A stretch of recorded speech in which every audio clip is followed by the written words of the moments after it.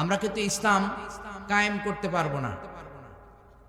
কারণ হচ্ছে ইসলাম কায়েম করবে আল্লাহ, আর আমাদের কাজ হচ্ছে প্রচার করে দেওয়া। আল্লাহ রাব্বুল আলামিন কোরআনুল কারীমে বলছেন সূরা আহজাব, ইয়া আইয়ুহান নাবিয়্যু ইন্না আরসালনাকা শাহিদাও ওয়া মুবাশশিরাও ওয়া নাযীরা ওয়া দাঈয়ান ইলাল্লাহি বিইযনিহি ওয়া সিরাজাম মুনীরা। বলেন সুবহানাল্লাহ। আল্লাহ তাআলা বলছেন, হে নবী, আমি আপনাকে প্রেরণ করেছি মানব জাতির সাক্ষী হিসেবে, শাহিদাও ওয়া মুবাশশিরাও, এবং মানব জাতিকে আপনি সুসংবাদ শোনাবেন, আর মানুষকে জাহান্নাম থেকে আপনি সতর্ক করবেন। আপনার কাজ হচ্ছে মানব জাতিকে সুসংবাদ দেওয়া আর সতর্ক করা। এটা হচ্ছে নবীর কাজ। বলেন সুবহানাল্লাহ। নবীর যে কাজ আমাদের সেই কাজ। বলেন ঠিক কিনা? নবীর যে কাজ আমাদেরও সেই কাজ। অতীত জামানার নবীদের যে কাজ ছিল উম্মতের সেই কাজ ছিল না। নবীরা দাওয়াত দিত, মানুষকে আহ্বান করতে ইসলামের দিকে, তার উম্মতরা দাওয়াত দেওয়ার ক্ষমতা ছিল না। আর আমাদের নবীর কাছে মুসলমান হওয়ার পরে সাহাবায়ে কেরাম প্রশ্ন করছে, ইয়া রাসূলুল্লাহ, আমি তো ইসলাম গ্রহণ করলাম, এখন আমার কাজ কি? আল্লাহ নবী বললেন, আমার যে কাজ তোমারও সেই কাজ। বলেন সুবহানাল্লাহ। এই মর্যাদা দিয়ে আল্লাহ আমাদেরকে আখিরি জামানার উম্মত বানিয়েছেন। অন্যান্য জামানার নবীদের উম্মতগুলো নবীর মর্যাদা পাবে না। আমরা যদি ইসলামকে পূর্ণাঙ্গ অনুসরণ করতে পারি, তাহলে কিয়ামতের দিন নবীদের সঙ্গে মর্যাদা দিয়া আরশের আজিমের নিচে আমাদের বসার ব্যবস্থা করে দিবে।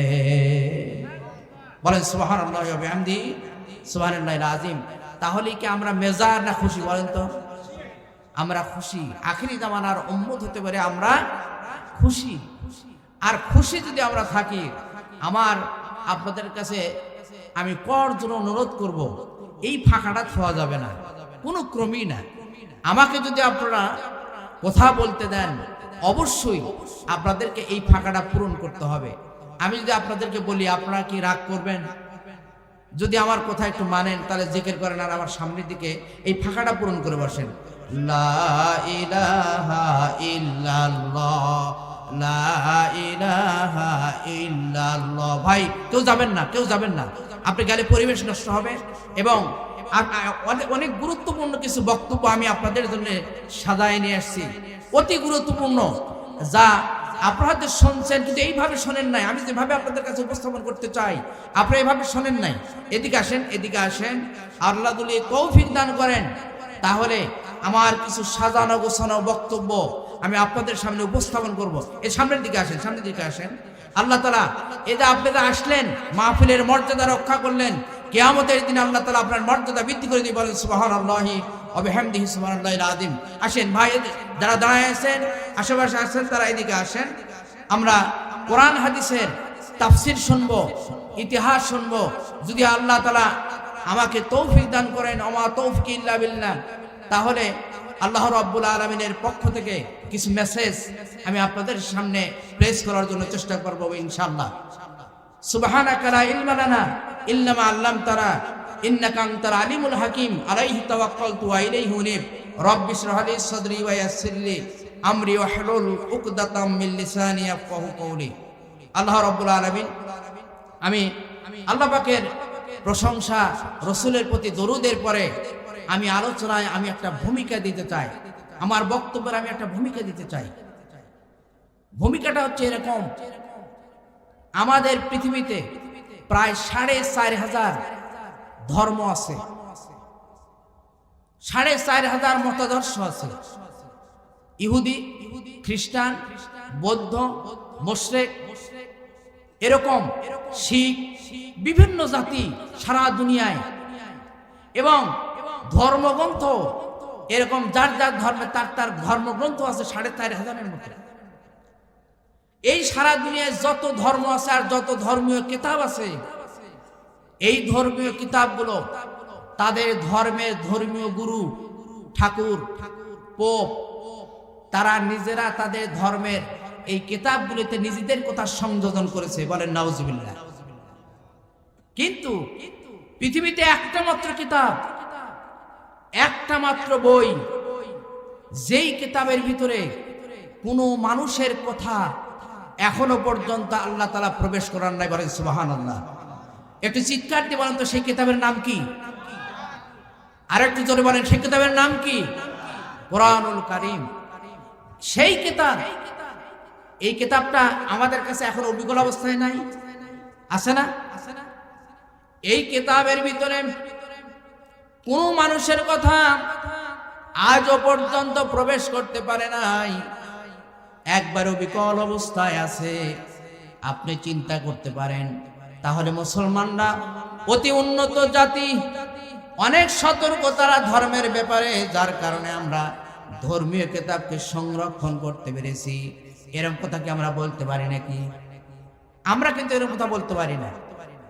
আমাদের তৎপরতার কারণে, আমাদের ধর্মের প্রতি অনুশাসন মেনে চলার কারণে আমাদের ধর্মীয় গ্রন্থ অবিকল আছে।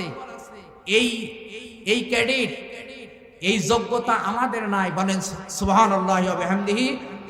তাহলে কিতাব, এই ক্রেডিট কার? আল্লাহ রাব্বুল আলামিন কোরআনুল কারীমে বলছেন সূরা হিজরের 9 নম্বর আয়াতে, ইন্না নাহনু নাযালনা যিকরা ওয়া ইন্না লাহু লাহাফিজুন। আল্লাহ তাআলা বলছেন এই কোরআন আমি নাজিল করেছি, আর এর সংরক্ষণের সমস্ত দায়িত্ব আমি আল্লাহ নিজ হাতে গ্রহণ করেছি। সুবহানাল্লাহ, বুঝতে পারলেন না? আল্লাহ তাআলা নিজে এর সংরক্ষণের দায়িত্ব নিয়েছে, যার কারণে কোরআনুল কারীম আজও অবিকল অবস্থায় আছে। হযরত ওমর রাদিয়াল্লাহু তাআলা আনহুর সময় সূরা কাহাফের ভিতরে আবাও আইয়ু দাইফুহুমা একটা শব্দ আছে। মুসা আলাইহিস সালাম এবং খিজির আলাইহিস সালাম তারা একটা ইহুদি বসতির ভিতরে চলে গেলেন, যা তারা ছিল ক্ষুধার্ত। তারা ইহুদির বসতির ভিতরে যায়, সেখানকার লোকজনকে বলল যে আমরা ক্ষুধার্ত, আমাদেরকে খাবার দাও। মুসা আলাইহিস সালাম এবং খিজির আলাইহিস সালামকে এই ইহুদিরা খেতে দেয় নাই। এই কথা কোরআন সূরা কাহাফে আছে না? আপনারা শোনেন না ইতিহাস? আচ্ছা, তাদেরকে খেতে দিল না, এ কথা কোরআনুল কারীমে সূরা কাহাফে আল্লাহ তাআলা বর্ণনা করেছেন। আবাও আইয়ু দাইফুহুমা, তারা তাদের দুইজন নবীকে খেতে দিল না। হযরত ওমর রাদিয়াল্লাহু তাআলা আনহুর সময় একটা ইহুদি প্রতিনিধি দল হযরত ওমরের নিকট চলে গেল, যা বলতেছে, ইয়া আমিরুল মুমিনিন, আমরা একটা পরামর্শ নিয়ে আপনার কাছে এসেছি। আপনি যদি আমাদেরকে একটু সহযোগিতা করেন, তাহলে কিয়ামত পর্যন্ত আমাদের ইহুদি জাতির প্রতি যে অভিশাপ, যে একটা বদনাম, এটা দূর হয়ে চলে যাবে। হযরত ওমর বললেন, আচ্ছা আপনি আপনাদের কিভাবে সহযোগিতা করতে পারি? তখন তারা বলল যে এই আবাও আইয়ু দাইফুহুমা, এই আবাও, এই বার নোক্তা হচ্ছে নিচে, এই নোক্তা মানে বাদ দিয়া যদি উপরে নোক্তা দেওয়া হয় তাহলে হয় আতাও। আতাও আইয়ু দাইফুহুমা, তারা তাদের দুইজন নবীকে খেতে দিয়েছিল, এই সব অর্থ আসে। আর আবাও হলে তারা তাদের দুইজন নবীকে খেতে দেয় নাই। হযরত ওমর বলল, তোমাদের প্রস্তাব অত্যন্ত সুন্দর, অপেক্ষা করো, তোমরা মেহমান খানায় বসে থাকো, আমি বাড়ির ভিতর থেকে আসি, এসে তোমাদের বিষয়টা সমাধান করে দিব। হযরত ওমর রাদিয়াল্লাহু তাআলা আনহু বাড়ির ভিতরে প্রবেশ করলেন। আমি কিন্তু কোনো গল্প শোনাচ্ছি না, কোনো উপন্যাস সেটা না, এটা ঐতিহাসিক ঘটনা। যদি আপনি হযরত ওমর রাদিয়াল্লাহু তাআলা আনহুর ইতিহাস পড়েন, ইসলামের ইতিহাস, এটা পাবেন। হযরত ওমর রাদিয়াল্লাহু তাআলা বাড়ির ভিতরে প্রবেশ করলেন। ইহুদি প্রতিনিধি দল তারা চিন্তা করলো যে, তারা খুব খুশি হয়ে গেল যে তাহলে আমাদের যদি এই নোক্তাটা যদি পরিবর্তন করে দেওয়া যায়, তাহলে কিয়ামত পর্যন্ত যত মানুষ এই কোরআনুল কারীম পড়বে তারা আর ইহুদিদেরকে নবীদের খেতে দেয় নাই, এই বদনাম আমাদের কিয়ামত পর্যন্ত মুছে যাবে। এই চিন্তা করে তারা মনে মনে উৎফুল্ল হয়ে গেল, আনন্দিত হয়ে গেল। এই চিন্তার অপেক্ষায় তারা ছিল ওমরের আসা আগ পর্যন্ত। তারা মনে মনে যখন আনন্দিত, উৎপন্ন, ওমর রাদিয়াল্লাহু তাআলা আনহু বাড়ির ভিতর থেকে একটা উলঙ্গ তরবারি নিয়ে উনি যখন দৌড় দিলেন আক্রমণ করার জন্য, ইহুদি প্রতিনিধি দল হযরত ওমরের এই দৃশ্য দেখে তারা মেহমান খানা থেকে পালায়া দৌড় দিয়েছে। বলেন সুবহানাল্লাহ। আল্লাহ তাআলা বিভিন্ন মাধ্যমে এই কোরআন হেফাজত করেছেন। দুনিয়ার কোনো শক্তি নাই এই কোরআনকে তারা পরিবর্তন করতে পারে। বলেন সুবহানাল্লাহ। এর জন্য খুশি না বেদা?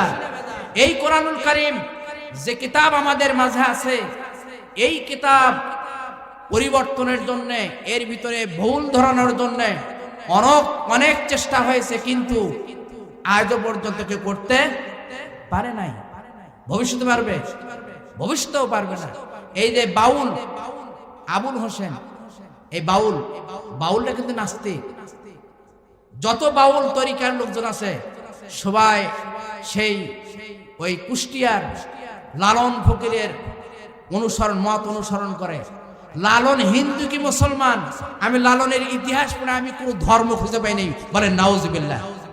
যার ধর্ম নাই সে ব্যক্তি নাস্তিক, আর নাস্তিকদের পরিণাম কিয়ামতে কাফের মুশরিকের চাইতে বেশি হবে। বলেন নাউজুবিল্লাহ মিন যালিক।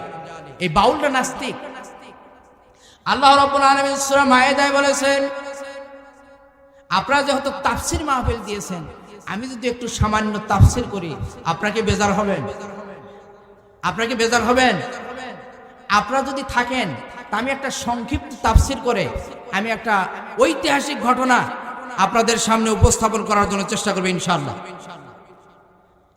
এই যে বাউল কোরআনকে অবমাননা করল, কোরআনের অর্থ বিকৃত করার জন্য চেষ্টা করল, আল্লাহ তাআলা কোরআনুল কারীমের সূরা মায়েদায় বলেছেন, ওয়া তাম্মাত কালিমাতু রাব্বিকা সিদকাও ওয়া আদলা লা মুবাদদিলা লিকালিমাতিহি ওয়া হুয়াস সামিউল আলিম। বলেন সুবহানাল্লাহ। মাইক ডিস্টার্ব করলে হবে না, মাইক একবারে ঠিক করে দেন। একটু জিকির করেন আমার সঙ্গে, সুবহানাল্লাহ আলহামদুলিল্লাহ লা ইলাহা ইল্লাল্লাহ, সুবহানাল্লাহ আলহামদুলিল্লাহ লা ইলাহা ইল্লাল্লাহ, লা ইলাহা ইল্লাল্লাহ মুহাম্মাদুর রাসূলুল্লাহ, লা ইলাহা ইল্লাল্লাহ। আমরা একটা নতুন সমাজ চাই। আমার সঙ্গে বলেন, আমরা একটা নতুন সমাজ চাই, যেই সমাজের মুক্তি সনদ আল কোরআন, যেই সমাজের ধনী গরিব এক সমান। আমরা একটা নতুন সমাজ চাই। আল্লাহু আকবার। আল্লাহ রাব্বুল আলামিন কোরআনুল কারীমে বলছেন, মুসলিম জাতিকে উদ্দেশ্য করে বলছেন, তোমাদের কাছে যে কোরআন আমি নাজিল করেছি, এই কোরআন শুধুমাত্র তেলাওয়াত করে এটা বাড়িতে সংরক্ষণের জন্য কোরআন নাজিল করা হয় নাই। আল্লাহ রাব্বুল আলামিন সূরা তাহায় বলেছেন, মা আনজালনা আলাইকাল কুরআনা লিতাশকা। বলেন সুবহানাল্লাহ। আল্লাহ তাআলা বলছেন, হে নবী, আমি আপনার উপরে যে কোরআন নাজিল করেছি, এই কোরআন থাকবে আর আপনি কষ্টে থাকবেন, এজন্য কোরআন নাজিল করা হয় নাই। কোরআন নাজিল করা হয়েছে সমৃদ্ধির জন্য, আর গোটা দুনিয়াকে শাসন করার জন্য কোরআন আমি নাজিল করেছি। বলেন সুবহানাল্লাহ। কোরআন নাজিল করা হয়েছে বিশ্ববাসীকে শাসন করার জন্য, কিন্তু সারা দুনিয়ায় মুসলমানরা আজকে নির্যাতিত না ভালো অবস্থায় আছে? বলেন তো দিকে, আপনারা একটু বলেন। গোটা দুনিয়ায় মুসলিম জাতি নির্যাতিত। আজকে ফিলিস্তিনে মার খায় মুসলমানরা, কাশ্মীরে মার খায় মুসলমানরা, মায়ানমারের মায়ের খায় মুসলমানরা। সারা দুনিয়ায় আজকে মুসলমানের জীবনের কোনো মূল্য নাই। খ্রিস্টানের একটা কুকুরের যে মূল্য আছে, আপনার ইহুদির একটা কুকুরের যে দাম আছে, মুসলমানের জীবনের সেই দাম আছে? নাই। নাই একটা কারণে, সেই কারণটা হচ্ছে মুসলমান তার ইসলাম থেকে দূরে সরে চলে গেছে। বলেন ঠিক কিনা? হযরত ওমর রাদিয়াল্লাহু তাআলা আনহুর সময়ে মরক্কো থেকে নিয়ে ইন্দোনেশিয়া পর্যন্ত মুসলমানরা শাসন করেছে। হযরত ওমরের সময়ে একজন মুসলমানকে কোনো ইহুদি, কোনো খ্রিস্টান, কোনো মুশরিক হাত দিতে পারে নাই। বলেন সুবহানাল্লাহি ওয়া বিহামদিহি সুবহানাল্লাহিল আযীম। আজ সেই মুসলমান আছে পৃথিবীতে, কিন্তু সেই স্পিরিট কি আছে? সেই স্পিরিট নাই। মুসলমানরা আজকে বিদাতির কাছে তারা সবাই বিক্রি হয়ে গেছে। নিজের দেশের টাকা নিয়ে দেয়, ওই আপনার সেই সুইডেন, ইংল্যান্ড, আমেরিকা, কানাডার টরেন্টো শহরে 650 বাড়ি করেছে ভূমিমন্ত্রী সাইফুজ্জামান। বলেন নাউজুবিল্লাহ। কাদের টাকা এটা? এই ভূমিমন্ত্রী সাইফুজ্জামান 650 বাড়ি করেছে বিদেশে। আপনার থাইল্যান্ড, মালয়েশিয়া, ইন্দোনেশিয়া, তারপরে কানাডা, আমেরিকা, ইংল্যান্ড, সুইডেন, তারপরে বেলজিয়ামের রাজধানী ব্রাসেলসে, মানে সারা দুনিয়ায় 650 বাড়ি। তার বাসা থেকে 18 বস্তা শুধু জমির দলিল বের হয়েছে। তার দেশে কিছু আছে? কিচ্ছু নাই। 17.5 লক্ষ হাজার কোটি টাকা বাংলাদেশ থেকে পাচার করা হয়েছে এই 16 বছরে। বাংলাদেশ তো সব চলে গেছে ইহুদি খ্রিস্টানদের হাতে। তাহলে আপনার আমার অবস্থা, মায়ের খাবো না শান্তিতে থাকবো? বলেন কোনটা হবে? মায়ের খাবো। মায়ের খাওয়ার ব্যবস্থা আমরা নিজেরাই করছি। যে আমাদের যে অবস্থা, এই অবস্থা হচ্ছে ইসলাম না মানার কারণে। কি বলে করেন আপনারা? ইসলাম না মানার কারণে। ইসলাম যদি আমরা মানতে পারতাম, তাহলে আমাদের অবস্থা তুরস্ক, মালয়েশিয়া, ইন্দোনেশিয়ার মতো উন্নত দেশে আমরা পরিণত হতে পারতাম। আজকে দেখেন, আফগানিস্তানে কয়েক বছর হলো তারা একটা স্থিতিশীল রাষ্ট্র পেয়েছে। আজকে তাদের দেশে ডালিম উৎপন্ন হচ্ছে। তারা এই আফিম, হেরোইন, মাদকের চাষ তারা নিষেধ করে দিয়েছে সেই দেশে। আজকে তাদের দেশের উৎপন্ন ফসল সারা পৃথিবীতে রপ্তানি হওয়ার কারণে আজকে আফগানিস্তান ক্ষুধা দারিদ্র পীড়িত দেশ, তারা এখন উন্নয়নমুখী ধনী রাষ্ট্রে পরিণত হতে যাচ্ছে। বলেন সুবহানাল্লাহ। এটা কি কারণে?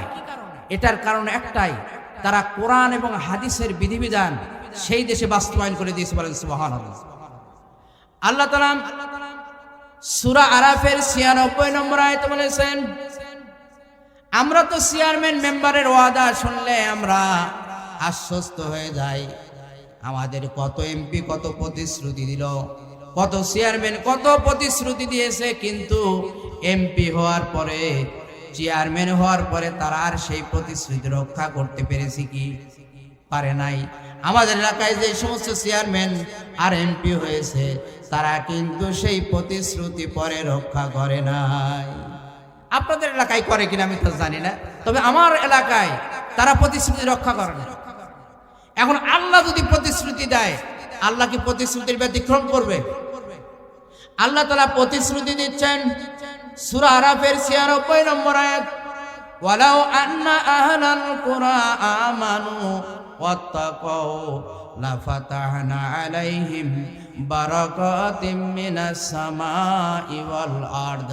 আল্লাহ তাআলা বলছেন, যদি কোনো জাতির লোক, কোনো জনপদের লোক, তারা যদি 2টা শর্ত পূর্ণ করতে পারে, তারা যদি ঈমান আনে আর যদি পরহেজগারিতার নীতি অবলম্বন করে, আল্লাহ তাআলা প্রতিশ্রুতি দিচ্ছেন, আসমান এবং জমিনের যত বরকতের দরজা আছে আমি আল্লাহ তাদের জন্য উন্মুক্ত করে দিব। বলেন সুবহানাল্লাহি ওয়া বিহামদিহি সুবহানাল্লাহিল আযীম। আল্লাহ যদি প্রতিশ্রুতি দেয়, সেটা কি ব্যতিক্রম হবে? তার প্রমাণ হচ্ছে আফগানিস্তান। কিছুদিন পূর্বেই, আজ থেকে 5-7 বছর পূর্বে, তাদের খাবার ছিল না, তাদের পায়ে স্যান্ডেল ছিল না, পরনে কাপড় ছিল না। সেই দেশ আজকে উন্নত হচ্ছে শুধুমাত্র ইসলামকে অনুসরণ করার কারণে। এই আয়াতের বাস্তব প্রমাণ এই আফগানিস্তান।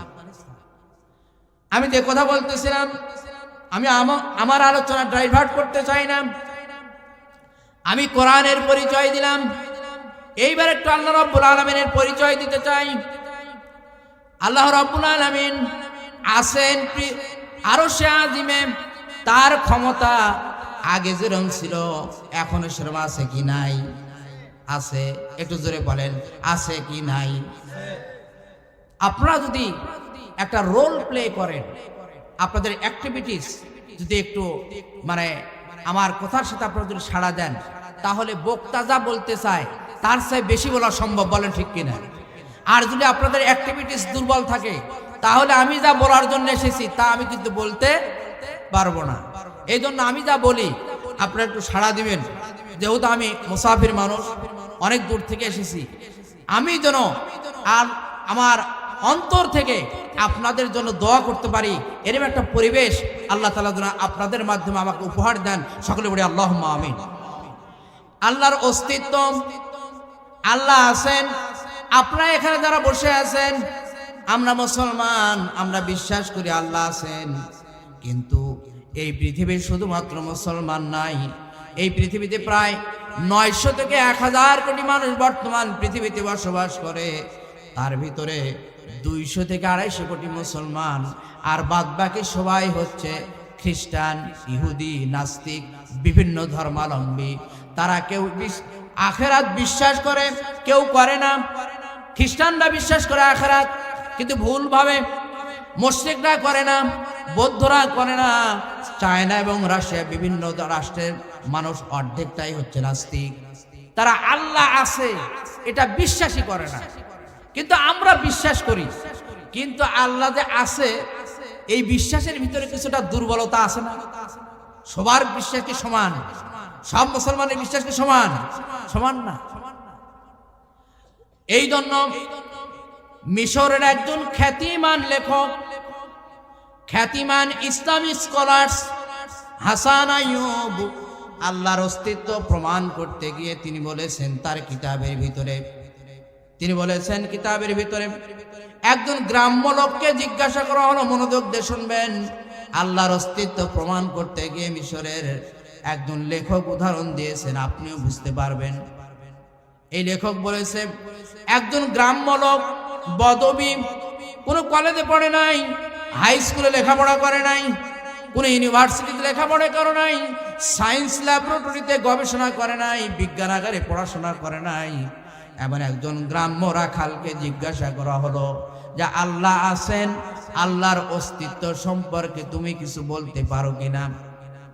এই গ্রাম্য লোকটি বলল, যদি যেখানে ছাগলের পায়খানা দেখা যায়, ছাগলের পায়খানা ক্যাপসুলের মতো না, এই বড়ি বড়ি পায়খানা, ট্যাবলেটের মতো। ওই লোকটি বলল, এই ছাগলের বিষ্ঠাগুলি দেখলে পরে বোঝা যায় এই জায়গায় ছাগলেরা থাকে। আবার গাধার পায়খানার স্তূপ দেখলে বোঝা যায় এখানে গাধারা বাস করে। আবার মানুষের পায়ের চিহ্ন দেখলে পরে বুঝতে পারা যায়, লোকেরা বোঝে এখান দিয়ে কোনো মানুষ হেঁটে গিয়েছিল। ওই লোকটি বলল, এই ছোট্ট ছোট্ট নিদর্শন দেখে যদি ছাগল, গাধা আর মানুষের অস্তিত্ব বোঝা যায়, তাহলে এই বিশাল আকাশ, এই বিশাল জমিন, গাছপালা, তরুলতা, পাহাড় পর্বত দেখে কেন বোঝা যাবে না যে আল্লাহ একজন আছে? বলেন ঠিক কিনা? এই মিশরের এই লোকটা এই উদাহরণ দিয়েছে। আল্লাহ রাব্বুল আলামিন ছোট্ট একটা সূরার ভিতরে তার পরিচয় তুলে ধরেছেন। আমার সঙ্গে সময় পড়েন, কুল হুয়াল্লাহু আহাদ আল্লাহুস সামাদ লাম ইয়ালিদ ওয়া লাম ইউলাদ ওয়া লাম ইয়াকুল লাহু কুফুয়ান আহাদ। আল্লাহ তাআলা বলছেন, হে নবী আপনি বলুন, আল্লাহ এক এবং একক, তিনি কারো মুখাপেক্ষী নন, তিনি কাউকে জন্ম দেয় নাই, তাকেও কেউ জন্ম দেন নাই। আকাশ আর জমিনে আল্লাহ রাব্বুল আলামিন মতো সমকক্ষ কেহ নাই। বলেন সুবহানাল্লাহ। এই সূরা ইখলাসে আল্লাহ তার পরিচয় তুলে ধরেছেন। আমি কোরআনের পরিচয় দিলাম, আল্লাহর পরিচয় দিলাম, এইবারে দিতে চাই নবীর পরিচয়। নবীর পরিচয় দেওয়ার পরেই আমি আমার মূল আলোচনায় যাব। বেশি সময় আপনাদের কাছ থেকে নেব না, ধৈর্য শ্রুতি আমি আপনাদেরকে ঘটাতে চাই না।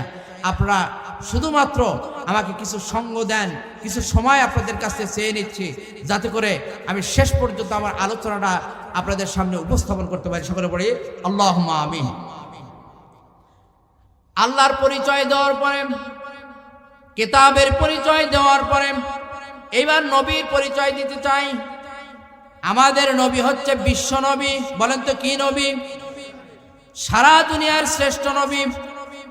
এই নবীর মতো এত বড় মর্যাদাবান নবী আল্লাহ তাআলা আর পৃথিবীতে পাঠান নাই। আমাদের নবীর নামে কোরআনুল কারিমে আল্লাহ তাআলা আমাদের নবীকে 9টা নামে সম্বোধন করেছেন। বলেন সুবহানাল্লাহ। কয়টা নাম? সবাই বলেন 9টা। 1 নম্বরে ইয়াসিন, 2 নম্বরে তাহা, মুজাম্মিল, মুদ্দাসির, মুহাম্মদ, আহমদ, আব্দুল, ইয়া আইয়ুহান নবী, ইয়া আইয়ুহার রাসূল। এই 9টা নামে আল্লাহ রাব্বুল আলামিন আমাদের নবীকে কোরআনে ডেকেছে। আমাদের নবীর বিশাল পাওয়ার। অন্যান্য নবীরা এসেছিলেন পৃথিবীতে একটা গোত্রের জন্য, একটা গোত্রের জন্য এসেছিলেন, একটা কওমের জন্য এসেছিলেন, একটা ভাষার ভিত্তিক নবী এসেছিলেন, অঞ্চল ভিত্তিক নবী এসেছিলেন। আল্লাহ রাব্বুল আলামিন, আমি আমার নবীর পরিচয় দেওয়ার পরেই আমি মূল আলোচনায় যাব। হযরত নূহ আলাইহিস সালাম সম্পর্কে আল্লাহ তাআলা বলছেন, ওয়ালাকাদ আরসালনা ইলা কওমিহি ওয়ালাকাদ আরসালনা নূহান ইলা কওমিহি ফাকালা ইয়া কওমি ইবুদুল্লাহা মা লাকুম মিন ইলাহিন গায়রু। আল্লাহ তাআলা বলছেন, আমি নূহকে তার জাতির নিকটে প্রেরণ করলাম, আর সে বলল, হে আমার জাতি, এক আল্লাহর ইবাদত করো, আর তিনি ব্যতীত কোনো উপাস্য নাই। বলেন সুবহানাল্লাহ। নূহ আলাইহিস সালাম সম্পর্কে বললেন। এইবার হুদ আলাইহিস সালাম সম্পর্কে আল্লাহ তাআলা বলছেন, ওয়া ইলা আদিন আখাহুম হুদা ক্বালা ইয়া কওমি ইবুদুল্লাহা মা লাকুম মিন ইলাহিন গায়রু। আল্লাহ তাআলা বলছেন, আমি আদ জাতির নিকটে তাদের ভাই হুদকে পাঠালাম, আর সে বলল, হে আমার জাতি, এক আল্লাহর ইবাদত করো, তিনি ব্যতীত কোনো উপাস্য নাই। বলেন সুবহানাল্লাহ।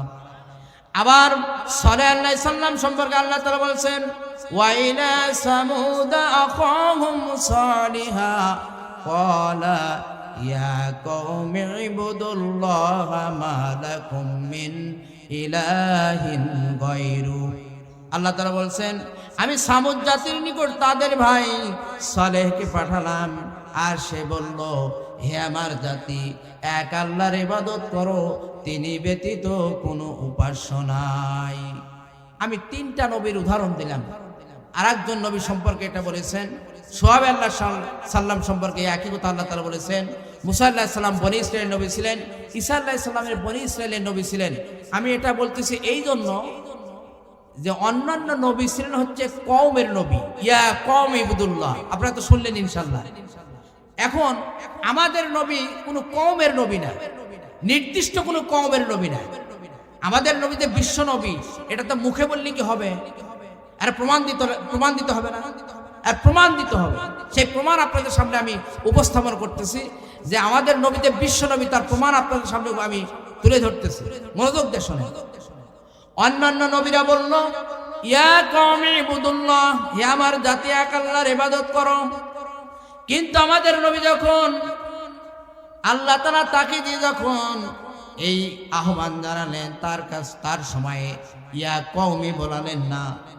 আমাদের নবীকে প্রথমে বলালেন সূরা আরাফ, হে নবী আপনি বলুন, কুল ইয়া আইয়ুহান নাসু ইন্নী রাসূলুল্লাহি ইলাইকুম জামিআ।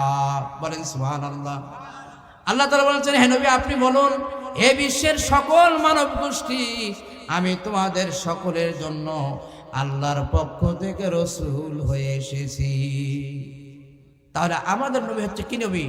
বিশ্ব নবী। আমার সঙ্গে বলেন, আমাদের নবী কি নবী? বিশ্ব নবী। তার একটা প্রমাণ দিলাম।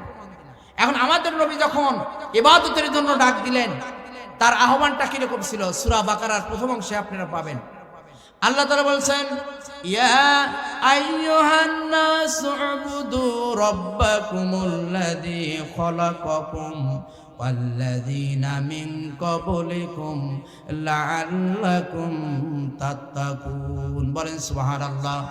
আল্লাহ তাআলা বলছেন, হে নবী আপনি ডাক দেন, আল্লাহ রাসূল ডাক দিলেন, ইয়া আইয়ুহান নাস, হে দুনিয়ার সকল মানব গোষ্ঠী, এক আল্লাহর ইবাদত করো যিনি তোমাদের সৃষ্টি করেছেন এবং তোমাদের পূর্ববর্তীদেরকে সৃষ্টি করেছেন, যাতে করে তোমরা মুত্তাকিন হতে পারো, পরহেজগার হতে পারো। বলেন সুবহানাল্লাহ।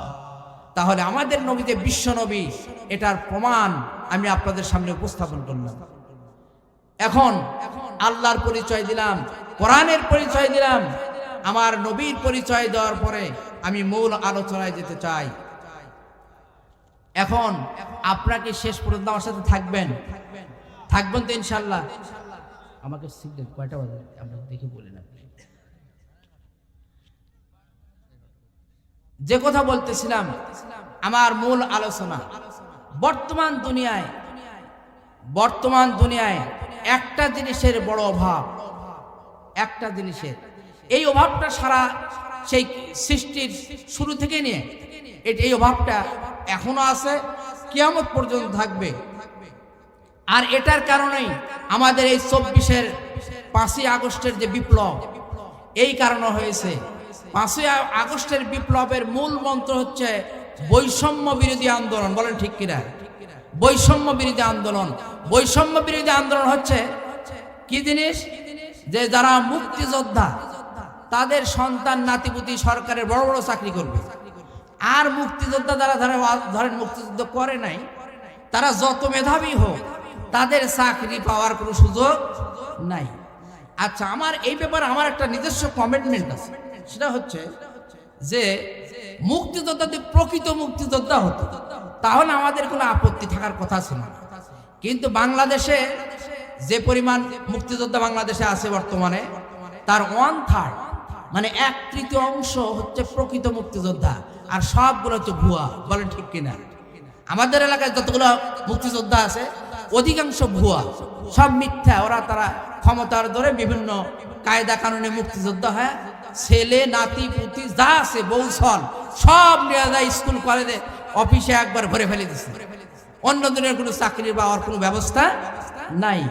এটা শুধু আজ না, এটা ওই ফেরাউনের সময় ছিল। যারা বনি ইসরাইল, এই মুসা আলাইহিস সালামের এই জাতি, তাদের কোনো চাকরি বাকরি নাই, তাদের চাকর বাকর কৃতদাস বানায় রাখতো।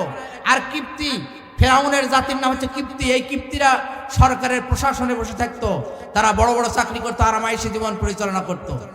এটা সেই আদিকাল থেকে চলে আসছে। আমাদের নবীর সময়ও এই অধিকার বঞ্চিত মানুষেরা নির্যাতিত, নিষ্পেষিত হতে লাগে। আপনার নাম শুনলে চিনতে পারবেন, আমাদের নবীর সময়ে মানুষ বেচাকেনা হতো, কৃতদাসদেরকে দিয়ে তারা নিম্নমানের কাজ করায় নিত, তাদেরকে অনেক পরিশ্রম করতে হতো। কিন্তু তার মনিবেরা অনেক সুখী সমৃদ্ধশালী জীবন পরিচালনা করেছে, জীবন অতিবাহিত করেছে, কিন্তু তার কৃতদাসদেরকে কোনো মানবিক মর্যাদা দেওয়া হয় নাই। নবী যখন প্রথমে নবুয়ত প্রাপ্ত হলেন, কোরআন যখন নাজিল হতে থাকলো, আফ্রিকা মহাদেশ থেকে বর্তমান ইথিওপিয়া, তৎকালীন সময়ের নাম ছিল হচ্ছে আবুসিনিয়া। বলেন সুবহানাল্লাহ। নাম কি বলেন তো? আবুসিনিয়া। এই দেশের বাদশার নাম ছিল বাদশা নাজ্জাশী। এই নাজ্জাশী দেশ থেকে শত শত মানুষ তারা হাইজাক হয়ে, অপহরণ হয়ে পৃথিবীর বিভিন্ন দেশে তাদেরকে বিক্রি করে দেওয়া হতো। এরই একজন বালক 8-10 বছর বয়স হবে, তাকে ডাকাতরা অপহরণ করলো। অপহরণ করার পরে লোহিত সাগর পার করে তারা আরবের মানব ব্যবসায়ী, আদম ব্যবসায়ীদের কাছে বিক্রি করে দিল। বলেন সুবহানাল্লাহ। এই কৃতদাসকে মারধর করা হলো, ডাকাতরা তাকে খেতে দিল না, তাকে মারধর করা হলো, অনেক নির্যাতন করা হলো। তাকে যখন বিক্রি করে দেওয়া হলো, বিক্রি করার পর মক্কার এমন একজন লোক তাকে কিনে নিল। সেই লোকটাও মেজাজ খুব একটা ভালো ছিল না। সে রুক্ষ মেজাজের লোক, খারাপ মেজাজের লোক। নামটা ছিল উমাইয়া ইবনে খালফ। সেই লোক এই ৮-১০ বছরের একটা কুৎসিত চেহারা, যার চেহারা দেখতে ভালো দেখা যায় না। আল্লাহ রাব্বুল আলামিন কোরআনুল কারীমে বলেছেন, আল্লাযীনা আমানু ওয়া হাজারু ওয়া জাহাদু ফি সাবিলিল্লাহি বিআমওয়ালিহিম ওয়া আনফুসিহিম আ'যামা দারাজাতান ইনদাল্লাহ। বলেন সুবহানাল্লাহ। আল্লাহ তাআলা বলেন, যারা ঈমান আনবে, হিজরত করবে আর আল্লাহর রাস্তায় জিহাদ করবে জান এবং মাল দিয়ে, দারাজাতান ইনদাল্লাহ, আমি তার সম্মান দুনিয়া এবং আখিরাতে বৃদ্ধি করে দিব। এই বালক উমাইয়া ইবনে খালফের কৃতদাস হিসেবে জীবন শুরু করল। তার জীবন কাটতে লাগলো হচ্ছে ঘোড়ার আস্তাবলে, ঘোড়ার গোয়ালে, ছাগল ভেড়ার সঙ্গে তাকে থাকতে দেওয়া হয়। তার কাপড় পরার ক্ষমতা ছিল না, কারণ মনিবের গায়ে কাপড়, গোলামের গায়ে যদি কাপড় থাকে একরকম হয়ে যায়। মনিব আর গোলামকে পার্থক্য করার জন্য তার গোলামকে তারা কাপড় পরতে দেয় নাই। মরুভূমির উত্তপ্ত বালুকা, মনিবের পায়ে জুতা, মনিবের পায়ে মোজা, গোলামের কোনো জুতা মোজা পরার ক্ষমতা ছিল না। কারণ হচ্ছে মনিবের পায়ে যদি জুতা থাকে আর গোলামের পায়ে যদি জুতা থাকে, তাহলে মনিব আর গোলাম একরকম হয়ে যায়। পার্থক্য করানোর জন্য মনিব কোনোদিন তার গোলামকে জুতা পায়ে দিতে দেয় নাই। এরভাবে কষ্ট করে করে জীবন চলতে লাগলো। নবীদের ইসলামের খবর পেলেন। এই কুৎসিত চেহারার বালক, আমি যে কথা বলতেছিলাম, আল্লাহ তাআলা বলেছেন, আল্লাযীনা আমানু, যারা ঈমান আনবে, ওয়া হাজারু, যারা হিজরত করবে, ওয়া জাহাদু ফি সাবিলিল্লাহ, আর আল্লাহর রাস্তায় জিহাদ করবে, সে যেই হোক না কেন, কৃতদাস হোক, নারী হোক, পুরুষ হোক, রাজা হোক, বাদশাহ হোক, চাকর হোক আর গোলাম হোক, শিক্ষিত হোক আর অশিক্ষিত হোক, সে যেই হোক না কেন, আল্লাহ প্রতিশ্রুতি দিয়েছেন, দারাজাতান ইনদাল্লাহ। বলেন সুবহানাল্লাহ। আমি তার সম্মান দুনিয়া এবং আখিরাতে বৃদ্ধি করে দিব। আল্লাহর প্রতিশ্রুতি। এই প্রতিশ্রুতি কিভাবে বাস্তবায়ন হয়? আমার দিকে তাকান। হযরত বেলাল তার নাম, বলেন সুবহানাল্লাহ। এই বেলাল রাদিয়াল্লাহু তাআলা আনহু ইসলাম গ্রহণ করলেন। ইসলাম গ্রহণ করার পর তার উপরে নির্যাতন নেমে আসলো। নির্যাতন যখন চরম আকারে ধারণ করলো, হযরত আবু বকর রাদিয়াল্লাহু তাআলা আনহুর অর্থ দিয়ে এই বেলাল রাদিয়াল্লাহু তাআলা আনহুকে 3 গুণ টাকা দিয়া উমাইয়া ইবনে খালফের কাছ থেকে কিনে নিয়ে আল্লাহর নবী তাকে আজাদ করে দিলেন, স্বাধীন করে দিলেন। বেলাল রাদিয়াল্লাহু তাআলা স্বাধীন হয়ে গেল। বললেন, বেলাল, তোমার ইচ্ছা, তুমি ইচ্ছা করলে তোমার দেশ, তুমি ইথিওপিয়ায় যেতে পারো, তুমি তোমার দেশে ফেরত যেতে পারো, আবার তুমি ইচ্ছা করলে আমাদের সাথে তাকে একটা অপশন দিলেন, একটা স্বাধীনতা দিলেন। হযরত বেলাল বললেন, ইয়া রাসূলুল্লাহ, যেহেতু আপনি আমাকে আবু বকর রাদিয়াল্লাহু তাআলার অর্থের বিনিময়ে আমাকে আজাদ করে দিয়েছেন, আমি বাকি জিন্দেগি আপনার সঙ্গে অতিবাহিত করতে চাই। বলেন সুবহানাল্লাহ। নবীজি মক্কায় 13 বছর ধরে লোক তৈরি করলেন। 13 বছর ধরে লোক তৈরি করার পরে মদিনায় হিজরত করলেন। মদিনায় হিজরত করার পর ইসলামী রাষ্ট্র কায়েম করলেন। ইসলামী রাষ্ট্র কায়েমের পরে চুরি বন্ধ হলো, ডাকাতি বন্ধ হলো, জেনা বন্ধ হলো, নারী তার সতীত্বের সম্ভ্রম ফিরে পেল, খাওয়া পড়ার গ্যারান্টি মিলল, মানুষ দরজা খুলে ঘুমাইতে পারলো। আল্লাহ নবী এমন একটা সমাজ বাস্তবায়ন করার পর বললেন, খৈরুল কুরুনি করনি, সর্বশ্রেষ্ঠ যুগ আমার যুগ। বলেন সুবহানাল্লাহ। ইসলামী রাষ্ট্র মদিনায় কায়েম হয়ে গেল। এখন আমি আপনাদেরকে প্রশ্ন করতে চাই, ইসলামী রাষ্ট্র এটা কি এমনি এমনি কায়েম হবে? এমনি এমনি হবে? এমনি এমনি হবে না। আল্লাহ রসুলের মতো লোক, আল্লাহ রসুল যদি দোয়া করতেন যে আল্লাহ তুমি আমার ইসলামী রাষ্ট্র এমনি এমনি কায়েম করে দেন, আল্লাহ পারতো না? পারতো। কিন্তু এমনি এমনি সিস্টেম আল্লাহর নাই। এর পিছনে শ্রম, ঘাম, জিহাদ অর্থ বিভিন্ন কলাকৌশলের পিছনে ব্যয় করতে হবে, তারপরে ইসলামের রাষ্ট্র। দেখেন আল্লাহ নবী ইসলামের রাষ্ট্র কিভাবে প্রতিষ্ঠিত করলেন। নবীদ্বীপ যখন ইসলামের রাষ্ট্রের বয়স 1 বছর অতিবাহিত হলো, মক্কার কুরাইশ গোত্র চিন্তা করলো ইসলাম তো একটা শক্তিশালী রূপে প্রতিষ্ঠিত হতে যাচ্ছে, এটা যদি এইভাবে চলতে থাকে তাহলে ভবিষ্যতে আমাদের ক্ষমতা যে কোনো সময় চেঞ্জ হওয়ার সম্ভাবনা রয়েছে। অতএব এই রাষ্ট্র ব্যবস্থা উৎসের মূলে এটাকে ধ্বংস করে দিতে হবে, বলেন নাউজুবিল্লাহ। তারা এই চিন্তা করলো যেটা উৎস মূলে এটাকে ধ্বংস করে দিতে হবে। বদরের যুদ্ধ হলো, বদরের যুদ্ধ মুসলমানরা বিজয় লাভ করলো, কুরাইশরা পরাজিত হলো। কুরাইশরা চিন্তা করলো পরাজিত হলে তারা থামলো না, আবার ওহদের যুদ্ধের প্রস্তুতি নিল। ওহদের যুদ্ধে মুসলমানদের সৈন্য সংখ্যা 700-র কিছু বেশি হবে, 725 থেকে 50 হবে, আর কাফেরদের সৈন্য সংখ্যা হচ্ছে 3000। এখন বলেন তো মুসলমানরা কম না বেশি? কাফেরদের তুলনায় মুসলমানরা কম না বেশি? আপনারা ওঠাউঠি করেন না, আপনারা একটু পরিবেশ দেন কিছু সময়, দেখা যাক আপনাদের সঙ্গে আমি কিছু শেয়ার করতে পারি কিনা, ইসলামের বিষয়ে একটা গুরুত্বপূর্ণ বিষয় আপনাদের সাথে শেয়ার করা যায় কিনা, একটু আমার সঙ্গে আপনারা একটু সময় দেন। আল্লাহ নবী ওহদের যুদ্ধে উনি ওহদের যুদ্ধ করতেছেন, মনোযোগ দিয়ে শোনেন। এই যুদ্ধে রাসূলুল্লাহ লোহার হেলমেট পরেছেন, লোহার পোশাক পরেছেন। আমি আপনাদের কাছে প্রশ্ন করতে চাই, আমি যে টুপি মাথায় দিয়েছি, আপনারা যে টুপি মাথায় দিয়েছেন, এটা সুন্নত না ফরজ? সুন্নত। দাড়ি যে রাখছে, দাড়ি সুন্নত না ফরজ? সুন্নত। তারপরে জুব্বা পরেছি, পাগড়ি গলায়, এগুলা সুন্নত না ফরজ? সুন্নত। তাহলে এই সুন্নত হচ্ছে আল্লাহ রসুল এগুলা পড়েছে তাই আমরা পড়তেছি। এখন এই আল্লাহর নবী যে যুদ্ধ করলেন লোহার টুপি মাথায় দেয়া, এটা দেওয়া সুন্নত না ফরজ? এটাও সুন্নত। তাহলে এই সুন্নত যদি আমরা আমল করি, ওই সুন্নত আমল করা লাগবে না? ওই সুন্নত আমল করা লাগবে না?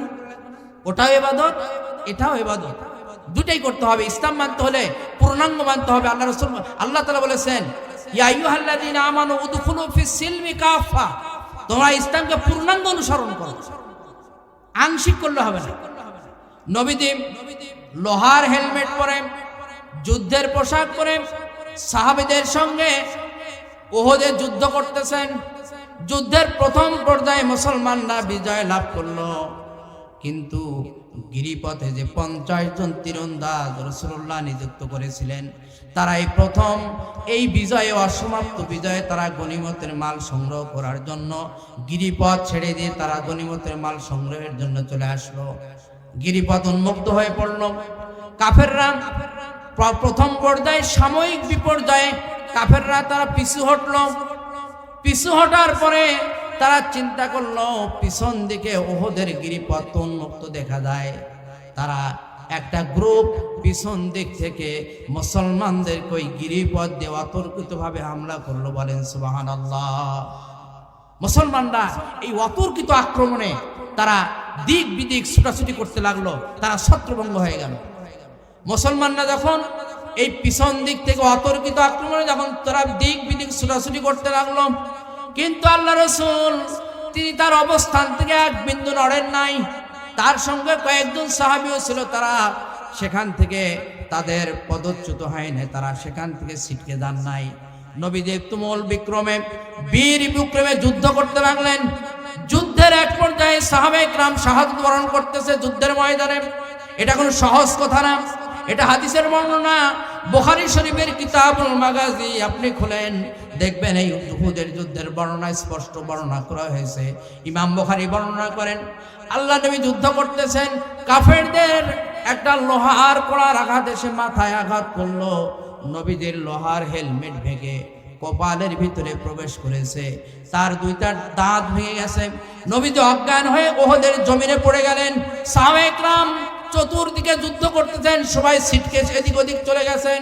মুসাইব বিন উমাইর রাদিয়াল্লাহু তাআলা আনহু গোটা যুদ্ধ পরিস্থিতি উনি সামাল দিচ্ছিলেন একা। এই সময় আজাজিল শয়তান একটা মিথ্যা কথা গোটা উহুদের ময়দানে ছড়িয়ে দিল। সে বলল মুহাম্মদ কতল, মুহাম্মদ কতল। এই কথা সাহাবায়ে কেরাম যখন শুনলো, তারা চিন্তা করলো রাসূলুল্লাহ যেহেতু নিহত হয়ে গেছে, তাহলে যুদ্ধ করে আর কি হবে। তারা অস্ত্র ফেলে দেওয়ার চিন্তা ভাবনা করলো, তারা নিষ্ক্রিয় হয়ে গেল।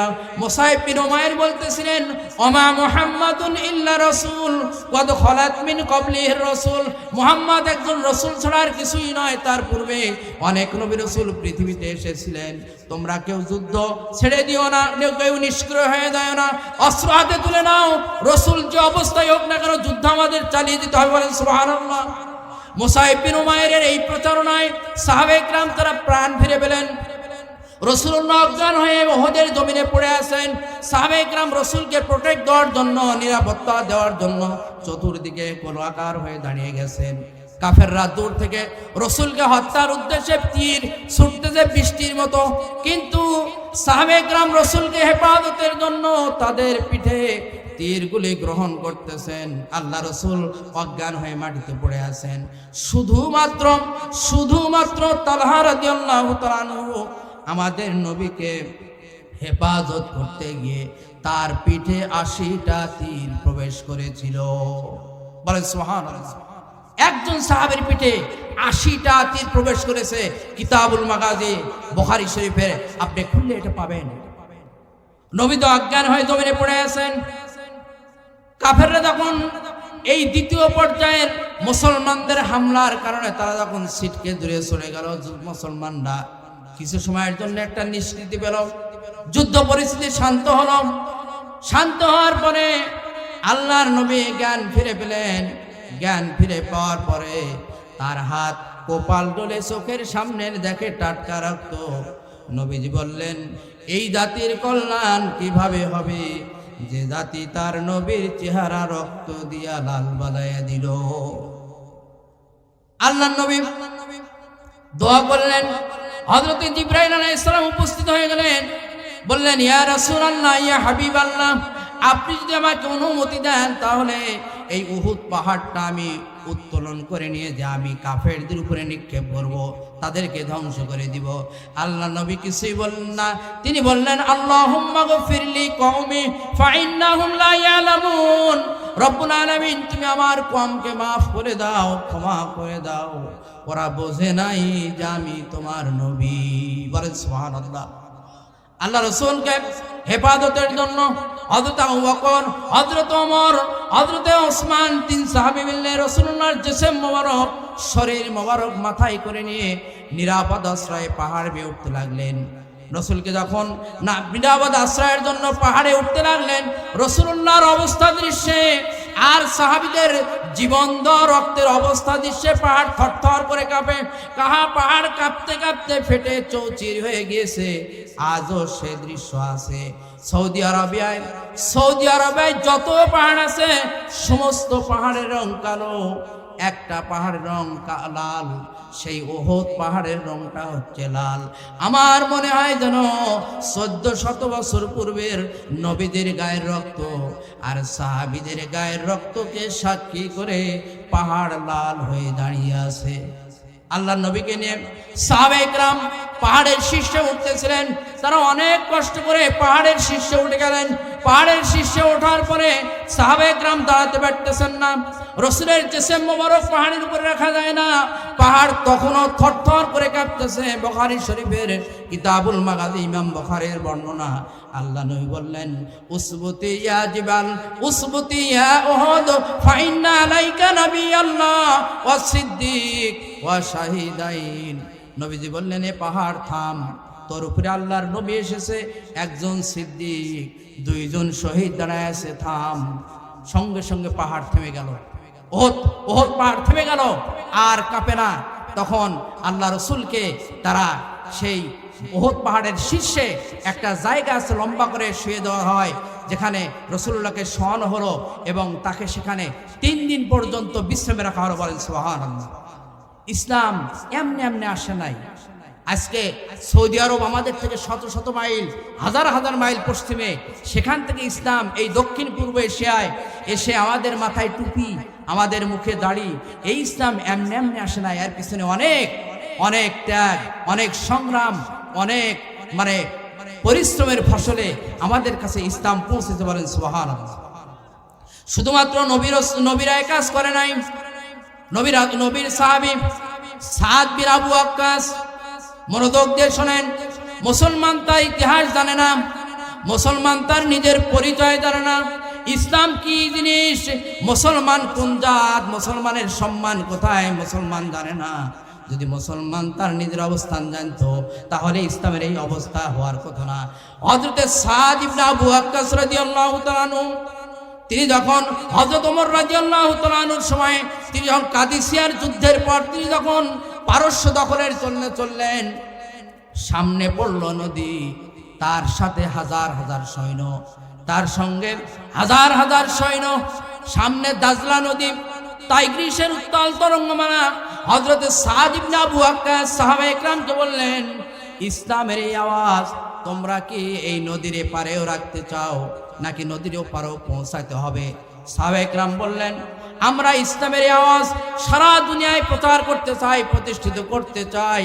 যদি আপনি আমাদের যা হুকুম করবেন, আপনি আমাদের যা অর্ডার করবেন, আমরা তাই ফলো করব। বলেন সুবহানাল্লাহ। সামনে কিন্তু নদী, হাজার হাজার সৈন্য, তাদের উষ্ঠ, তাদের অশ্ব, তাদের ঘোড়া, জিহাদের মালপত্র নিয়ে কি দিয়ে এই নদী পার হবেন? অথচ পার হওয়ার কোনো নৌকা নাই, কোনো ব্যবস্থা নাই। হযরত সাদ রাদিয়াল্লাহু তাআলা আনহু বললেন, তাহলে তোমরা আমার পিছনে পিছনে অনুসরণ করার দরিয়ার ভিতরে ঝাঁপিয়ে পড়ো, আমার সঙ্গে উচ্চারণ করো, নাস্তাঈনু বিল্লাহি ওয়া নাতাওয়াক্কালু আলাইহি, হাসবুনাল্লাহু ওয়া নি'মাল ওয়াকিল, নি'মাল মাওলা ওয়া নি'মান নাসির। ইতিহাস লিখতেছে 60,000 সৈন্য, তাদের উষ্ঠ, তাদের অশ্ব, জিহাদের মালপত্র নিয়ে শ্রাবণের খরস্রোতা নদী, উত্তাল তরঙ্গমালার উপর দিয়ে ঘোড়া দাবড়িয়ে তারা ওপারে চলে গেলেন। ওপারে যাওয়ার পর হযরত সাদ জিজ্ঞেস করলেন সাহাবীদেরকে, তোমাদের কেউ কি নদীর ভিতরে ঝড়ে তুফানের ভিতরে হারিয়ে গেছে নাকি? সবাই এদিক ওদিক তাকায় খোঁজ করে বলল, মানুষ তো দূরের কথা, একটা উট আর একটা ঘোড়াও হারায় যায় নাই। সবাই এদিক ওদিক তাকায় যখন এই রিপোর্ট দিল, একজন বলল, আমার একটা পানি পান করার পেয়ালা তুফানের ভিতরে কোথায় যেন ছিটকে চলে গেছে। হযরত সাদ বললেন, মুজাহিদের কোনো জিনিস দরিয়া নিতে পারে না। বলেন সুবহানাল্লাহ। মুজাহিদের কোনো জিনিস দরিয়া নিতে পারবে না। তারা যখন এই কথা বলতেছিলেন, হঠাৎ করে দরিয়ার কিনারে আওয়াজ হলো, তাদের সেই হারানো পানি পান করার পেয়ালাটাও সাহাবীদের ভিতরে ফেরত এসেছে। বলেন সুবহানাল্লাহ। আমরা সেই মুসলমান, আমরা দরিয়ার উপর দিয়ে ঘোড়া দাবড়িয়ে আমরা পারস্য ইসলাম প্রতিষ্ঠিত করেছি। বলেন সুবহানাল্লাহ। ভিন্ন ইতিহাস। হযরত সাদ রাদিয়াল্লাহু তাআলা আনহু আফ্রিকা অভিযানের জন্য বের হলেন। তারা লোহিত সাগর পার হয়ে আফ্রিকায় যখন তারা গেলেন, তখন আফ্রিকার জঙ্গলি মানুষেরা চিন্তা করলো যে এদের সঙ্গে যুদ্ধ করে পারা যাবে না, এদের এই জঙ্গলের কাছে তাদেরকে থাকতে দিতে হবে, যাতে করে জঙ্গলের হিংস্র প্রাণীরা তাদেরকে খেয়ে শেষ করে দেয়, আমরা যেন যুদ্ধ করা থেকে বেঁচে যাই। হযরত সাদ রাদিয়াল্লাহু তাআলা আনহু সেই অবস্থা বুঝতে পারলেন। তিনি যখন এই অবস্থা বুঝতে পারলেন, তিনি একটা মঞ্চ তৈরি করলেন। সেই মঞ্চের উপরে দাঁড়িয়ে একটা নোটিশ জারি করে দিলেন। বললেন, ইয়া আইয়াতুহাল হাশারা ওয়াসবাউ নাহনু আসহাবু রাসূলুল্লাহ সাল্লাল্লাহু আলাইহি ওয়াসাল্লাম ফাইন্নানা জিনুনা ফামান ওয়াজআলনা বা'দাহু কাতালনাহু। তিনি বললেন, হে জঙ্গলের হিংস্র প্রাণীরা, আমরা আল্লাহ রাসূলের সাহাবী, আমরা এখানে এসেছি আল্লাহর দ্বীন প্রতিষ্ঠিত করার জন্য। অতএব আমরা এখানে রাত কাটাতে চাই, তোমরা আমাদের এই এলাকা ছেড়ে দিয়ে অন্যত্র চলে যাও। আফ্রিকার জঙ্গলি মানুষেরা চিন্তা করলো, মানুষের কথা আবার জঙ্গলি প্রাণীতে বোঝে নাকি, এ পাগলে কয় কি? হযরতে সাদের এই ঘোষণার পরে তারা তাকায় তাকায় দেখলো, বাঘের কাতারে বাঘ, সিংহের কাতারে সিংহ, আর সাপের কাতারে সাপ, যার যার বাচ্চা আর ডিমগুলি মুখে কামড়ায়া জঙ্গল ছেড়ে দিয়ে, সাহাবীদের ছেড়ে দিয়ে তারা অন্যত্র চরিত্র চলে গেল। বলেন সুবহানাল্লাহ। আমরা সেই মুসলমান, আমরা সেই মুসলমান। আল্লামা ইকবাল বলেছেন, আল বিশ্বকবি আল্লামা ইকবাল বলেছেন, दस्त है दरिया भी न छोड़े हमने, बहरे जुल्मत की दौड़ा दिए घोड़े हमने। আমরা তো সেই মুসলমান, প্রান্তর টু প্রান্তর দরিয়ার খরস্রোতার উপর দিয়ে আফ্রিকার ভূখণ্ডে আমরা ইসলাম প্রতিষ্ঠিত করেছি। বলেন সুবহানাল্লাহ। আল্লাহ, নারায়ে তাকবীর, নারায়ে তাকবীর। আমরা সেই মুসলমান, যেই মুসলমান দরিয়ার উপর দিয়ে ঘোড়া দাপিয়ে আমরা আফ্রিকার ভূখণ্ডে ইসলাম প্রতিষ্ঠিত করেছি। কিন্তু আমরা আমাদের ইসলামী চেতনা, আমাদের সেই ইসলামী মনোভাব আমরা ভুলে দেই। আজকে পৃথিবীর ভিতরে নির্যাতিত, নিষ্পেষিত, হেয় প্রতিপন্ন জাতিতে আমরা পরিণত হয়েছি। বলেন ঠিক কিনা?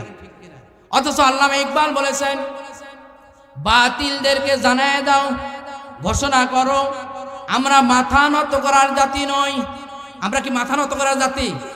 ইতিহাসে আর কোন নজির আছে? আমরা মাথা নত করার জাতি না।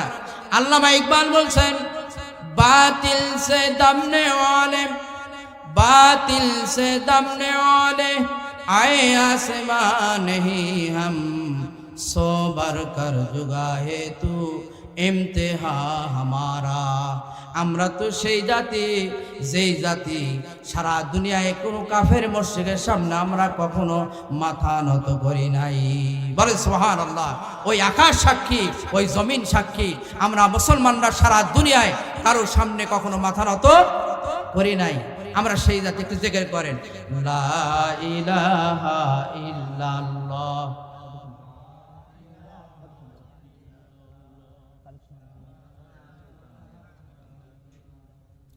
লা ইলাহা ইল্লাল্লাহ, লা ইলাহা ইল্লাল্লাহ, হাসবি রাব্বি জাল্লাল্লাহ, মা ফি কলবি গায়রুল্লাহ, নূরে মুহাম্মদ সাল্লাল্লাহ, লা ইলাহা ইল্লাল্লাহ। আল্লাহকে যারা বেশেছে ভালো, দুঃখ কি আর তাদের থাকতে পারে, হতাশা কি আর তাদের থাকতে পারে। শপথ নিয়েছে যারা নতুন পৃথিবী গড়তে, জানা তো আছে তাদের কত যে হবে লড়তে। সেই জিহাদি কাফেলায় শরীক হয়েছে যারা, দুঃখ কি আর তাদের থাকতে পারে, হতাশা কি আর তাদের থাকতে পারে। আল্লাহকে যারা বেশেছে ভালো, দুঃখ কি আর তাদের থাকতে পারে, হতাশা কি আর তাদের থাকতে পারে। জীবন বাজি রেখেছে যারা, মরণ দিয়েও সুখ, জীবন বাজি রেখেছে যারা, মরণ দিয়েও সুখ, আনবে আনবে ভাঙা মসনদের আশেদার সেরা যুগ। শহীদি মিছিল চলে সম্মুখে, রুখবে কে আর তারে। আল্লাহকে যারা এসেছে ভালো, দুঃখ কি আর তাদের থাকতে পারে, হতাশা কি আর তাদের থাকতে পারে। মাইক যে ডিস্টার্ব করতেছে, মানে কথা, মানে কণ্ঠস্বর বসে যাচ্ছে মাইকের কারণে। এখন আপাতত আমার আরো কিছু মানে বিষয় ছিল, আমি আর বেশি সামনে অগ্রসর হতে চাচ্ছি না, কারণ এই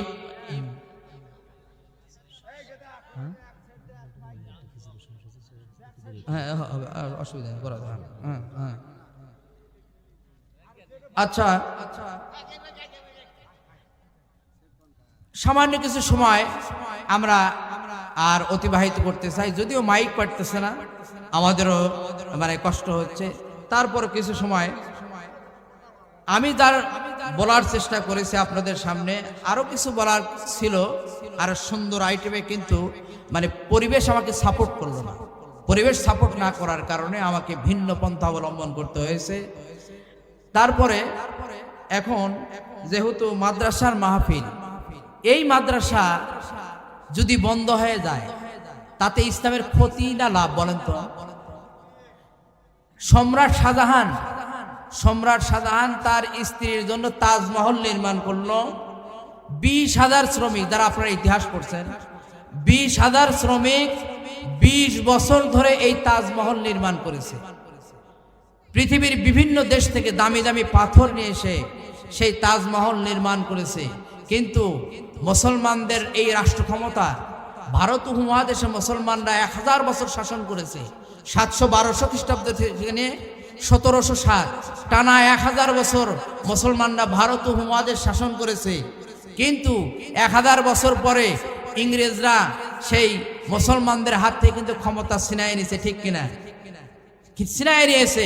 কিন্তু এই মুসলমান, এই সম্রাটগুলো, এই শাসকেরা যদি তার স্ত্রীর সমাধি না বানায়া এই 20 বছরে 20,000 শ্রমিক তারা বিভিন্ন প্রদেশে, বিভিন্ন অঙ্গরাজ্যে এক একটা করে বিশ্ববিদ্যালয়, এক একটা করে জামে আজহার, বড় বড় বিশ্ববিদ্যালয়, মাদ্রাসা তারা করতে পারত, বলেন ঠিক কিনা? আমার মনে হয় যে তারা 20,000, সারা ভারত মহাদেশে 20,000 মাদ্রাসা, বড় বড় বিশ্ববিদ্যালয় ইসলামের পড়াশোনার জন্য তারা করতে পারত। যদি এটা করা যেত তাহলে মুসলমানরা সেখানে পড়াশোনা করত, তাদের ছেলেমেয়েরা ইসলাম বুঝতো, ইসলামের বাণী সারা দুনিয়ায় ছড়িয়ে পড়ত। আমার মনে হয় এই 1000 বছর শাসন করে আমাদের এই দেশ এই ইংরেজদের হাতে যাওয়ার কথা ছিল না, যদি এই মুসলমানরা শিক্ষা ব্যবস্থায় তাদের অর্থ খরচ করত। কিন্তু তা না করে তাদের স্ত্রীর ভালোবাসার কারণে একটা কবরস্থান সমাধি, কিন্তু কবরের উপরে মাজার নির্মাণ করছে। এই তাজমহল 20 বছর ধরে 20,000 শ্রমিক, হাজার হাজার কোটি টাকা এখানে ব্যয় হয়েছে। আচ্ছা বলেন তো, ওই তাজমহল এখন কি আর মুসলমানদের অধীনে আছে? মুসলমানদের কোথায় চলে না, খালি নাম আছে তাজমহল, কিন্তু কার্যক্রম মুসলমানদের হাতে নাই। এই জন্য এই বাংলাদেশ ইখতিয়ার উদ্দিন মোহাম্মদ বিন বখতিয়ার খলজি 1204 খ্রিস্টাব্দে বঙ্গ বিজয়ের মাধ্যমে এখানে ইসলাম প্রতিষ্ঠিত হয়েছে। আজকে প্রায় কয়েকশো বছর, 300-400 বছর হলো বাংলাদেশে ইসলাম আছে। এখন যদি এই আপনি বিদ্যালয়, এই মাদ্রাসা যদি আপনি বন্ধ করে দেন, এর পিছনে যদি আপনি অর্থ খরচ না করেন, আপনি নিজের বাড়ি ভালো করে করবেন, সুন্দর করে করবেন, নিজের সন্তানে পড়াশোনা করাবেন, মাদ্রাসা পড়াবেন না, মাদ্রাসা বানাবেন না, ইসলামী রাষ্ট্র, ইসলামী শিক্ষা ব্যবস্থা এটা যদি আপনি না করেন, আপনার দেশ বেশি দিন ইসলাম থাকার কথা না। ওই ভারতে যে দেশে ঘটেছে, আপনার দেশ ঘটতে একটু সময় লাগবে না। যদি আল্লাহ তাআলা আমাদের প্রতি রহম না করেন, আমরা যদি ইসলামের এই বিষয়গুলো অ্যাক্টিভিটিস যদি আমরা লক্ষ্য না করি, এর পিছনে অর্থ খরচ না করি, আল্লাহ বেজার হয়ে আমাদের এই দেশ থেকে ইসলামী শাসন ব্যবস্থা উৎপাদন করে দিতে পারে, বলেন ঠিক কিনা? এই জন্য আমাদের এর পিছনে অর্থ খরচ করতে হবে। আপনি চিন্তা করেন, আপনি সম্মান কোথায় খুঁজেন? সম্মান খুঁজতে হলে আপনাকে ইসলামের ভিতরে আসতে হবে। আল্লাহ রাব্বুল আলামিন কোরআনুল কারীমে বলেছেন, ইয়ারফাউল্লাহুল্লাযীনা আমানু মিনকুম ওয়াল্লাযীনা উতুল ইলমা দারাজাত। আল্লাহ তাআলা কোরআনে বললেন, যারা ঈমান আনবে, যারা ঈমান এনেছে, তোমাদের ভিতরে যারা ঈমান এনেছে এবং যাদেরকে জ্ঞান দান করা হয়েছে, আমি আল্লাহ তাদের মর্যাদা সমুন্নত করে দিব। বলেন সুবহানাল্লাহ। আল্লাহ তাআলা বলছেন, তোমাদের ভিতরে যারা ঈমান এনেছে, ইয়ারফাউল্লাহুল্লাযীনা আমানু মিনকুম, তোমাদের ভিতরে যারা ঈমান এনেছে, ওয়াল্লাযীনা উতুল ইলমা দারাজাত, আর যাদেরকে জ্ঞান দান করা হয়েছে তাদের মর্যাদা আমি বৃদ্ধি করে দিব। বলেন সুবহানাল্লাহ। এ কথা কি আমার? এ কথা আমার আল্লাহ রাব্বুল আলামিন এই কথা বলেছেন। আর এক জায়গায় বললেন, কুল হাল ইয়াস্তাবিল্লাযীনা ইয়ালামুন ওয়াল্লাযীনা লা ইয়ালামুন ইন্নামা ইয়াতাযাক্কারু উলুল আলবাব।